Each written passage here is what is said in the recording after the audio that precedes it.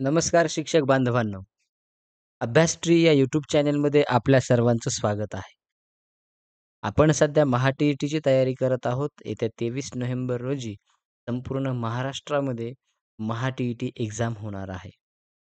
आणि आजच्या या व्हिडिओमध्ये आज आपण पाहणार आहोत इंग्रजी पेपर 1 व 2 साठी आवश्यक असणारे अतिमहत्त्वाचे प्रश्न.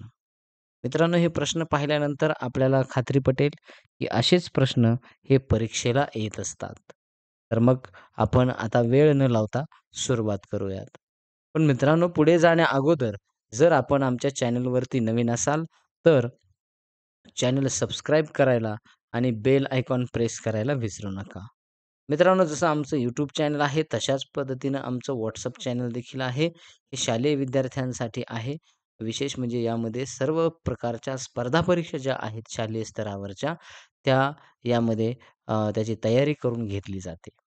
त्यासोबतच आमचं इतर ज्या काही स्पर्धा परीक्षा आहेत त्यासाठी हे टेलिग्राम चॅनल आहे, ज्यामध्ये आपण सर्च करून अभ्यासट्री या नावाने सर्च करून जॉइन होऊ शकता. ज्यामध्ये आपल्याला पूर्ण इतर स्पर्धा परीक्षा तसेच टी-ई-टी, सी-टी-ई-टी यांची अपडेट्स मिळेल. चला, तर मग आपण आता सुरुवात करूयात. आपलं आजचं टायटल आहे टी-ई-टी 2025 पेपर 1 व 2 साठी आवश्यक असणारे अतिमहत्त्वाचे प्रश्न. असेच प्रश्न परीक्षेला येत असतात. पाहूयात मग पहिला प्रश्न या ठिकाणी आहे. Choose the sentence with a correct use of tense. आता म्हणजे कोणत्या वाक्यामध्ये करेक्ट काळ आहे हे आपल्याला ते वाक्य ओळखायचं आहे. आता हे ऑप्शन आपल्या समोर दिसत आहेत. पाहूयात मग याचं करेक्ट उत्तर कोणतं आहे तर यामध्ये बघा, he went to school yesterday. आता यामध्ये जर पाहिलं तर आपण एक गोष्ट बघूयात, सगळ्या काळामध्ये सगळ्या वाक्यामध्ये आपल्याला येस्टरडे पाहायला मिळतं. मग येस्टरडे जर पाहिला तर हा भूतकाळ आहे हे आपल्या लक्षात येत आहे. मग इथं पहिल्या वाक्यामध्ये जर पाहिलं तर हॅज बीनची रचना आहे, म्हणून इथं आणि हॅज बीन नंतर आपल्याला इथं गॉन दिलेलं आहे. तर या ठिकाणी इथं जर आपण सूत्र पाहिलं तर प्रेझेंट परफेक्ट कंटिन्यूअसचं तर व्ही-आय-एन-जी आहे. त्यामुळे पहिला काळ या ठिकाणी म्हणजे पहिलं वाक्य या ठिकाणी बसणार नाही. त्यानंतर बघा तिसरं वाक्य, he goes to school yesterday. आता गोज जर पाहिलं तर हा साध्या वर्तमान काळात आहे. त्यामुळे येस्टरडे बसणार नाही. म्हणून हे या ठिकाणी चुकलेलं आहे. सोबतच ही गॉन. आता गॉन दिलेलं आहे, पण इथे हेल्पिंग व्हर्ब कोणताच दिलेला नाहीये. त्यामुळे ही सुद्धा रचना बसत नाही. अशा प्रकारे या तीनही रचना एकतर ही प्रेझेंट टेन्समधली आहे, म्हणजे प्रेझेंट परफेक्टमध्ये आपण पाहायला मिळेल तुम्हाला प्रेझेंट परफेक्ट कंटिन्यूअसमध्ये. परंतु इथं कंटिन्यूअस जर पाहावं तर इथं आय-एन-जी लागत आहे. त्यामुळे इथं तोही काळ बसत नाही. म्हणजे इथं चारपैकी केवळ ही वेंट टू स्कूल हा सिंपल पास्ट टेन्स आपल्याला पाहायला मिळतो. एस प्लस याचा फॉर्म्युला आहे S plus V two plus O. या पद्धतीनं आपल्या लक्षात येईल. पाहूयात मग पुढचा प्रश्न. दुसरा प्रश्न या ठिकाणी आहे, identify the type of clause underline. आता या ठिकाणी थोडक्यात आपल्याला आता अंडरलाईन आहे त्यामध्ये या ठिकाणी जो इथं बघा, दॅट ही इज ऑनेस्ट याला आहे. तर या ठिकाणी आपल्याला सांगता येईल मग, की या ठिकाणी पाहूयात की कोणता हा क्लॉज आहे आणि मग त्याचं एक्सप्लेनेशन करूयात. तर याचं आपल्याला उत्तर पाहायला मिळते तो आहे नाउन क्लॉज. आता नाउन क्लॉज जर आपण पाहिला, तर नाउन क्लॉज हा कशामुळं आहे?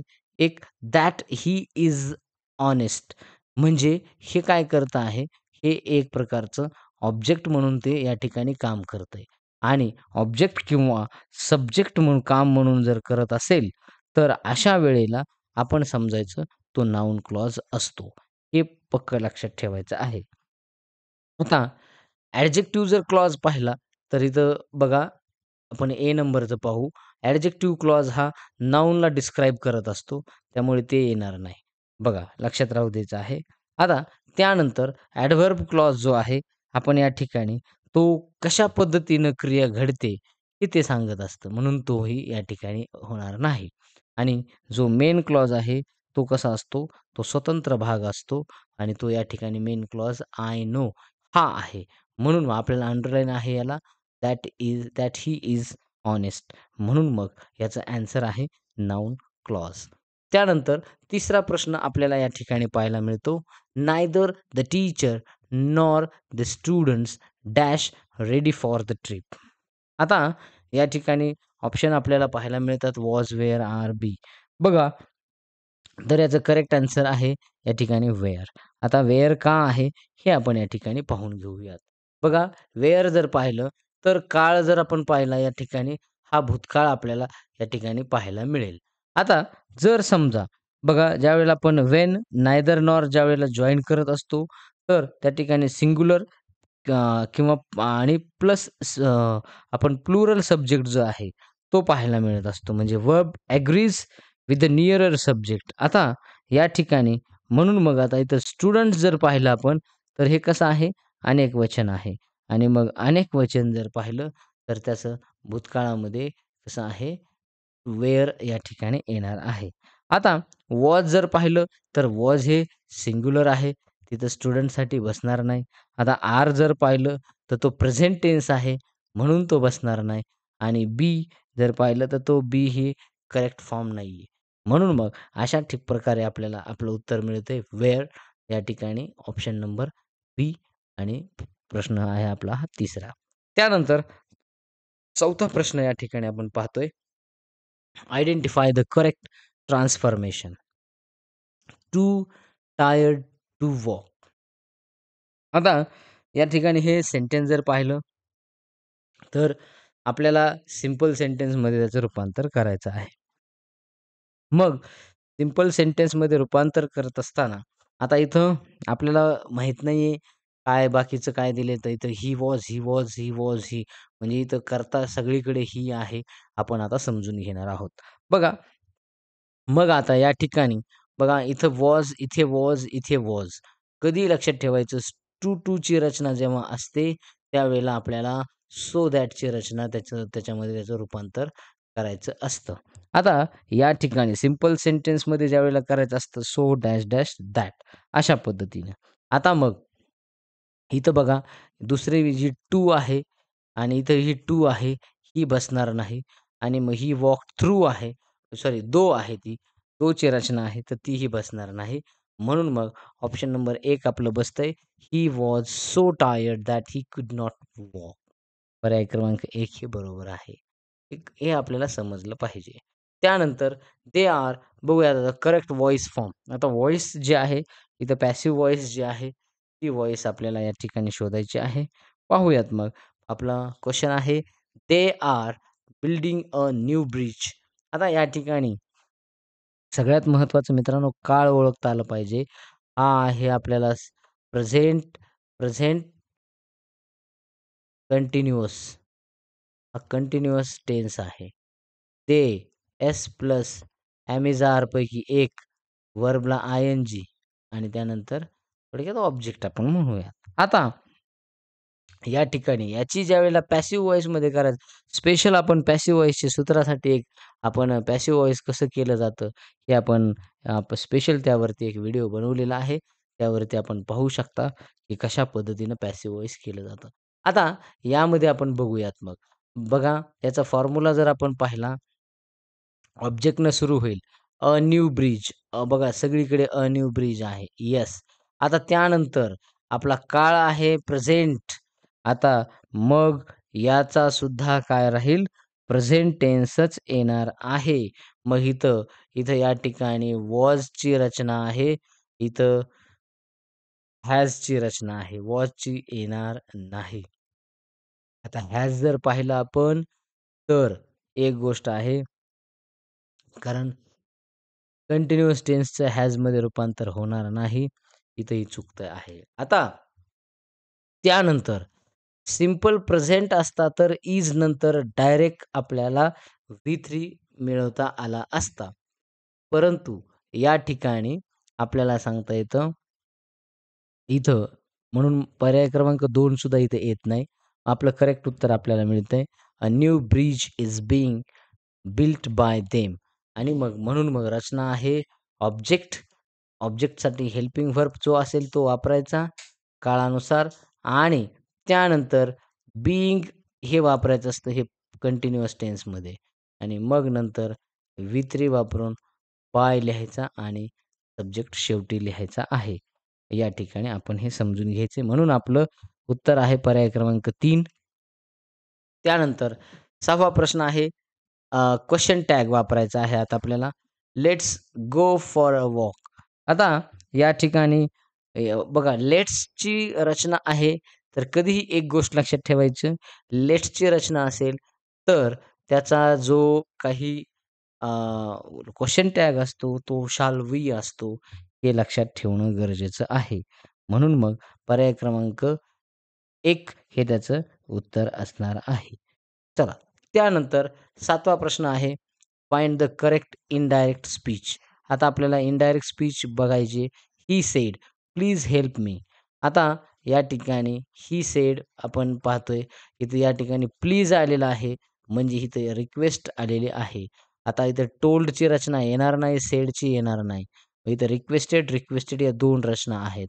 मग या ठिकाणी आता आपण जर पाहिलं तर काळ जो आहे म्हणजे सॉरी सेंटेन्स जर पाहिला आपण तर हे सेंटेन्स कसं आहे हे आज्ञार्थी असून या ठिकाणी विनंती केलेली आहे. म्हणून मग इथं या ठिकाणी दॅटची रचना येणार नाही. टूची रचना या ठिकाणी लागेल. म्हणून मग ही सेड मी आणि नंतर मग टू हेल्प हिम. म्हणून उत्तर आपलं येतंय पर्याय क्रमांक 1 या ठिकाणी. हे उत्तर आपलं करेक्ट आहे. He requested me to help him. Okay. त्यानंतर पुढे आहे 8वा प्रश्न या ठिकाणी आहे identify the figure of speech. आता इथं अलंकार ओळखायचा आहे. तर बघा म्हणजे आपल्याला या ठिकाणी सांगता येत आहे, की the leaves danced in the breeze. आता या ठिकाणी लीव्हज जे आहेत, पानं जे आहेत हे डान्स करायला लागलेले आहेत. म्हणजे इथं लिव्हज म्हणजे निर्जीव वस्तूनं सजीव वस्तूसारखी थोडक्यात कृती केलेली आहे. असं ज्यावेळेला म्हणजे एखाद्या निर्जीव वस्तूने एखाद्या सजीवसारखी जर कृती केलेली असेल, तर तो काळ जो असतो, तो काळ कोणता असेल, तर तो पर्सनिफिकेशन असतो. हे आपण या ठिकाणी लक्षात घ्यायचं आहे. आता मेटाफोर जर असता, तर मेटाफोर हे डायरेक्ट कंपॅरिझन आहे. त्यामुळे तो येणार नाही. बघा या ठिकाणी सिमिली जर पाहिला आपण, तर त्याच्यामध्ये लाइक किंवा ॲज यासारखे शब्द असतात. आता ॲलिट्रेशन म्हणजे या ठिकाणी रिपिटिशन आलं असतं. परंतु रिपिटिशन सुद्धा याच्यात नाहीये. म्हणून हे 3ही ऑप्शन येत नाहीत. म्हणून पर्याय क्रमांक 1 पर्सनिफिकेशन की ज्यामध्ये काय केलं जातं, की माणसासारखी ॲक्टिंग निर्जीव वस्तूकडून काय केली जाते, केली जाते. अशी जर वाक्य सांगितलेलं असेल, तर त्या ठिकाणी तो काळ हा तो फिगर ऑफ स्पीच जी आहे, ही पर्सनिफिकेशन असते. हे लक्षात ठेवणे गरजेचं आहे. चला त्यानंतर प्रश्न क्रमांक आहे 9. आता त्यामध्ये आपल्याला स्पेलिंगवरती या ठिकाणी प्रश्न आलेला आहे. असेच प्रश्न स्पेलिंगवरती सुद्धा येत असतात. आता पुढचा जर प्रश्न आपण पाहिला, तर तो प्रश्न आहे तो म्हणजे आपल्याला अकोमोडेशन. आता अकोमोडेशनची स्पेलिंग आपल्याला या ठिकाणी काय करायची आहे, करेक्ट करायची आहे. तर बघा अकोमोडेशनमध्ये एक गोष्ट लक्षात ठेवायची आहे, की डबल सी आणि डबल एम आहे. आता एवढं मात्र ही ट्रिक लक्षात ठेवायची आहे. Double C, double M. पहिल्यात डबल सी आहे, पण एकच एम आहे, येणार नाही. तिच्यात एकच सी आहे, इकडं डबल एम आहे, हे बसणार नाही. इथं डबल आहे, इथे डबल आहे. परंतु एम नंतर इथं ओ पाहिजे होतं. तेही या ठिकाणी बसत नाही. म्हणून मग पर्याय क्रमांक 2 accommodation ACCO double MO DATION अशी या ठिकाणी स्पेलिंग आहे. त्यानंतर बघूयात मग प्रश्न क्रमांक 10 आपल्याला इथं करेक्ट पॅसिव्ह व्हॉईसचं वाक्य विचारलेलं आहे. Who wrote this letter? आता हे जे आहे हा WH क्वेशनने सुरू होणारा प्रश्न आहे आणि विशेष म्हणजे त्याचं पॅसिव्ह व्हॉईस विचारलेलं आहे. ज्या वेळेला आपल्याला WH न होतोय, प्रश्न सुरू आहे, त्यावेळेला काय करायचं असतं, तर तो WH क्वेशन कोणता आहे तो पाहायचा आहे. ज्या वेळेला WHO हू या जर शब्दानं जर समजा सुरुवात होत असेल, तर त्याचं पॅसिव्ह व्हॉईस सुरुवात होत असताना बाय whomने होणार, हे लक्षात राहू द्यायचं आहे. म्हणून मग हे तीनही पर्याय या ठिकाणचे गळतात आणि मग आपलं पर्याय क्रमांक 1 हे उत्तर निघतं. By whom was this letter written. जर समजा इकडे सगळीकडेच बाय whom असते, तर पुढे कुठेतरी मिस्टेक्स केलेल्या असतात किंवा असत्या आणि त्यामधून मात्र आपल्याला ओळखायचं आहे. मग बाय whom वापरायचं आहे आणि बाय whom वापरून त्यानुसार हेल्पिंग व्हर्ब वापरायचा आहे आणि मग हा जो काही ऑब्जेक्ट आहे, तो या ठिकाणी मांडायचा आहे आणि नंतर या रोडचं म्हणजे व्ही2 असो किंवा व्ही1 असो, आपल्याला पॅसिव्ह व्हॉईसमध्ये करताना मात्र व्ही3च करायचा असतो. हे लक्षात ठेवणे गरजेचे आहे. म्हणून मग आपलं या ठिकाणी उत्तर मिळतंय आपल्याला by whom was this letter written. Okay. त्यानंतर 11व्या नंबरचा प्रश्न आहे या ठिकाणी, तो म्हणजे identify the phonetic symbol for the vowel sound in book. आता वॉवेल जे आहेत त्यांचे फोनेटिक सिम्बॉल आपल्याला काही वेळेला पाहायला मिळत असतात. आता इकडे बघा हे असे ऑप्शन आहेत. तर त्याचं करेक्ट उत्तर पाहूयात ते म्हणजे ऑप्शन नंबर बी. आता या ठिकाणी काय होतंय, की जसं की आपण पाहिलं बुकमध्ये उच्चार कसा आहे या ओचा, डबल ओचा, तर तो शॉर्ट आहे आणि शॉर्ट असेल तर त्यावेळेला या पद्धतीनं हा सिम्बॉल त्याचा आपल्याला पाहायला मिळत असतो. जसं की आहे आणखी उदाहरण जर पाहिलं आपण गुडमध्ये सुद्धा शॉर्ट आहे. त्यानंतर लूकमध्ये सुद्धा कसा आहे शॉर्ट आहे. या पद्धतीनं आपल्याला सांगता येईल. परंतु इथं जर 1 नंबरचा जर पाहिला, तर या ठिकाणी आपल्याला सांगता येतं, की थोडासा उच्चार जो असतो तो लाँग असतो. जसं फूड, त्यानंतर फूट या पद्धतीनं. तर तो तो या ठिकाणी येतोय. म्हणून ते इथे बसत नाहीये. त्यानंतर इथे जर आपण पाहिलं सी क्रमांकाचं, तर इथं उच्चार जो आहे, तर तो उच्चार अचा उच्चार होताना पाहायला मिळतो. जरी आपल्याला जसं की उदाहरण आपल्याला आय, बर्ड म्हणजे उच्चार बघा B-I-R-D बर्ड या पद्धतीनं उच्चार त्याचा प्रोनन्शिएशन मिळत असतो. त्यानंतर 4थ्या नंबरचं जर पाहिलं आपण, तर आपल्याला अच आहे जसं की परंतु यू सारखा म्हणजे एकदम अ, घाईमध्येच म्हणूयात आखडता यूची उच्चार या पद्धतीनं. तर तो यूचा उच्चार या ठिकाणी असा या ठिकाणी या सिम्बॉलनं दाखवला जातो. म्हणून जसं की उदाहरण आहे सी-यू-पी कप म्हणजे इथं इथे तिथे बसत आहे. म्हणून आपलं या ठिकाणी पण इथं जे आहे गुड, लूक या पद्धतीने. तर हे ऑप्शन बी हे त्याचं उत्तर आहे. चला त्यानंतर पुढचा आहे प्रश्न ते म्हणजे the word postman is an example. आता पोस्टमॅन जो आहे पोस्टमॅन हे आपल्या लक्षात येतंय, की हे 2 पोस्ट आणि मॅन यांचे मिळून हे शब्द तयार झालेला आहे. म्हणजे हा शब्द कसा आहे तो कंपाऊंड वर्ड आहे. हे लक्षात येणं गरजेचं आहे. म्हणून मग आता जर इथं सिंपल वर्ड पाहिला असता, तर तो सिंपल वर्ड नाहीये तो. डिराइव्हड वर्ड जर पाहिला असता, तर तो आपल्याला थोडक्यात म्हणजे एक तर सफिक्सनं किंवा प्रिफिक्सनं तो पाहायला मिळाला असता. आणि आता रूट रूट तर तो बसतच नाहीये. म्हणून मग तो रूट रूट म्हणजे थोडक्यात तो एकदम बेस पार्ट असतो. म्हणून अशा वेळेला या ठिकाणी दोघांचं मिळून 2 विविध शब्दांचा मिळून एक शब्द तयार होत असतो. त्यावेळेला तो कंपाऊंड वर्ड असतो. हे आपण लक्षात घेणं गरजेचं आहे. चला पुढचा प्रश्न आहे या ठिकाणी 13 नंबरचा. There isn't dash dash milk left in the fridge. आता या ठिकाणी जर आपण पाहिलं तर इथं आपल्याला पूर्णतः इथं हे बघा ऑप्शन आहेत many, a few, some, any. आता या ठिकाणी there is not milk left in the fridge म्हणजे फ्रिजमध्ये ते थोडक्यात काय नाहीये मिल्क उरलेलं नाही. पण आपल्याला आता किती उरलेलं नाही हे सांगायचं आहे. जर समजा आपण पाहिलं मेनी पुष्कळ, पुष्कळ उरलं नाही, बिलकुल नाही म्हणता येणार. अ फ्यू म्हणजे काय आहे थोडक्यात थोडं का होईना. सम म्हणजे थोडेसे आहे. पण एनी मात्र कसलंच नाही. म्हणून मग या ठिकाणी आपल्याला आपलं ॲन्सर मिळत आहे ते म्हणजे पर्याय क्रमांक 4 एनी. मग सेंटन्स तयार होईल. There isn't any milk left in the fridge या पद्धतीनं. Question number 14 if he had worked hard, he dash dash succeeded. आता या ठिकाणी जर त्याने जर त्याने काम म्हणजे खूप कष्ट केले, तर त्याला म्हणजे काय होऊ शकते, यश मिळू शकते.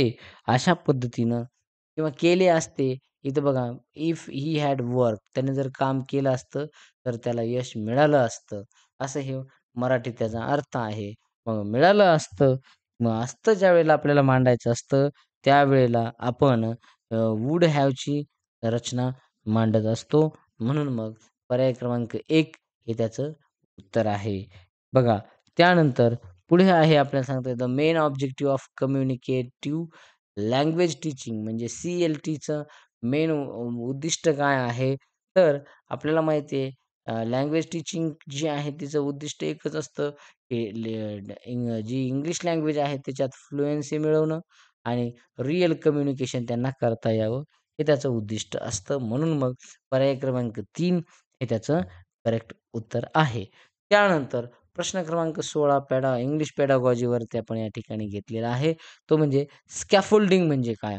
आपण CDPच्या व्हिडिओमध्ये सुद्धा स्कॅफोल्डिंगचा म्हणजे त्यावरती आपण चर्चा केली होती. स्कॅफोल्डिंग म्हणजे काय असतं, की विद्यार्थ्याला किंवा एखाद्या शिकणाऱ्या व्यक्तीला काय करणे, थोडासा टेम्पररी सपोर्ट करणे, बाकीचं तिला वस्तू म्हणजे तिचं ते कार्य करायला सांगणे थोडक्यात. म्हणून मग ऑप्शन नंबर गिव्हिंग बघा बी नंबर आहे giving temporary support to help learners progress. हे त्याचं या ठिकाणी उत्तर आपल्याला सांगता येतं. म्हणून मग उत्तर क्रमांक आहे बी. त्यानंतर आहे आता इथं फोनिम. फोनिम म्हणजे काय असतं? तर फोनिम म्हणजे लक्षात ठेवायचे the smallest unit of sound. तर साउंडचा तो काय आहे थोडक्यात स्मॉलेस्ट युनिट आहे. हे आपण लक्षात घेणं गरजेचं आहे. त्यानंतर पर्याय क्रमांक सॉरी प्रश्न क्रमांक आहे 18 the technique of teaching English through mother tongue म्हणजे मातृभाषेतून इंग्लिशची टीचिंग शिकवणं म्हणजे काय आहे? तर त्याला आपण थोडक्यात म्हणत असतो ग्रामर ट्रान्सलेशन मेथड. म्हणजे आपल्याला सांगता येत असतं, की इंग्लिश भाषेचं जे समजा टीचिंगचं टेक्निक असेल, तर ते टेक्निक जे आहे, ते थोडक्यात आपल्याला सांगता येतं. ते मदर टंगमधून ज्यावेळेला होत असतं, तर त्यावेळेला आपण म्हणजे त्यांच्या ट्रान्सलेशन मेथड पाहायला मिळत असते आणि त्याला आपण म्हणत असतो ग्रामर ट्रान्सलेशन मेथड. आणि या ठिकाणी 19 नंबरचा क्वेश्चन आपल्याला पाहायला मिळेल. तो म्हणजे करेक्ट कोलोकेशन आपल्याला विचारलेला आहे. Strong T, powerful T, mighty T and forcefully T. आता हे टीचे वेगवेगळे म्हणजे बघा टीसाठीच काय केलेले आहेत, वेगवेगळे ॲडजेक्टिव्हज आपल्याला वापरताना पाहायला मिळालेले आहेत. परंतु या ठिकाणी त्यातलं करेक्ट कोणतं कोलोकेशन आहे, तर ते आपण समजून घ्यायचंय. तर ते आहे, ते म्हणजे स्ट्राँग टी अशा पद्धतीनं आहे. बघूया या ठिकाणी उत्तर तेच आहे. बघा स्ट्राँग टी जे आहे, हे fixed with natural in pair in English म्हणजे ते कशा पद्धतीनं हे आपल्याला सांगता येतं, की ते म्हणजे जे काही समजा ती जोडी आहे स्ट्राँग टीची, तर ती नॅचरल आपण बोलताना म्हणत असतो. म्हणून त्यामुळे ते उत्तर आपल्याला सांगता येईल, की पर्याय क्रमांक 1 स्ट्राँग टी हे करेक्ट कोलोकेशन आहे.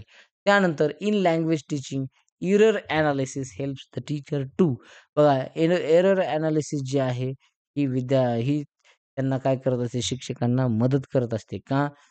आता ऑप्शन या ठिकाणी आहेत सगळे वाचण्यात अर्थ नाहीये. त्याचं डायरेक्ट उत्तर या ठिकाणी आपल्याला मिळतंय. To identify and understand learners difficulties. तर या पद्धतीनं आपल्याला सांगता येतं, की जे लँग्वेज टीचिंगमध्ये एरर एनालिसिस जे आहे, ते कशाला शिक्षकाला मदत करत असतं, तर लर्नर्सच्या डिफिकल्टीज समजून घेण्यासाठी ते काय करत असतं, ते एरर एनालिसिस मदत करत असतं. तर अशा प्रकारे या ठिकाणी आपण हा व्हिडिओ पूर्ण केलेला आहे. असेच आमचे नवीन-नवीन व्हिडिओ पाहण्यासाठी आम्हाला फॉलो करा, आम्हाला सबस्क्राईब करा, आमच्या व्हिडिओला लाईक करा आणि घेऊयात मग पुढची भेट त्या ठिकाणी. तोपर्यंत आपण या ठिकाणी ब्रेक घेतोय. धन्यवाद.